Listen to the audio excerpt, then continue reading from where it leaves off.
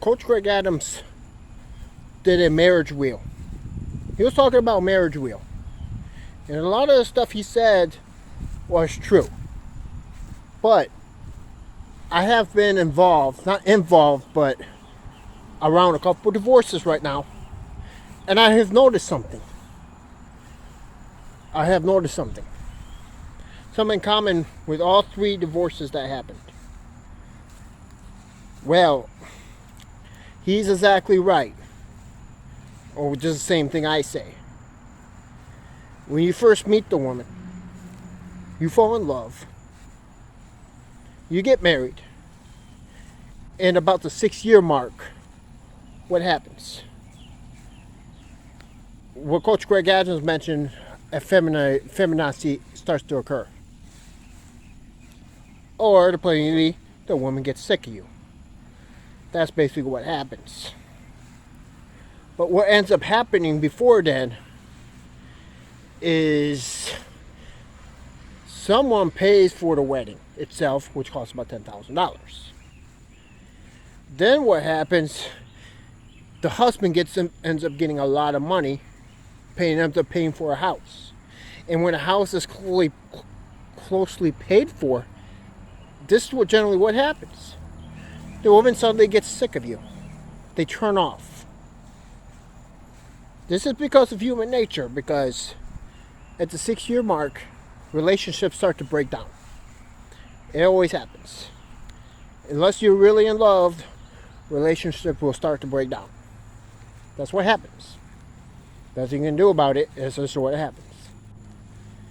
And I have read articles that women do not need sex.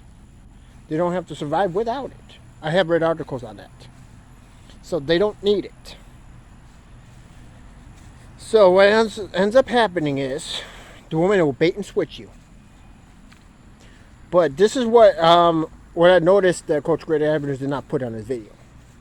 And this is what happened in 3 times it happened. Police are called. I actually looked up another channel about attorneys. And this is the number one trick they'll use. Let's say you get divorced. You're about to get divorced. What happens is the attorney milks the clock. They'll milk the clock to try to suck more money from you. That's what happens. They suck more money from you. And then what happens is, as they suck the money from you, then suddenly the cops come at your door. You don't know why. You don't know. And then you get accused of assault. Why would they do that? It's simple.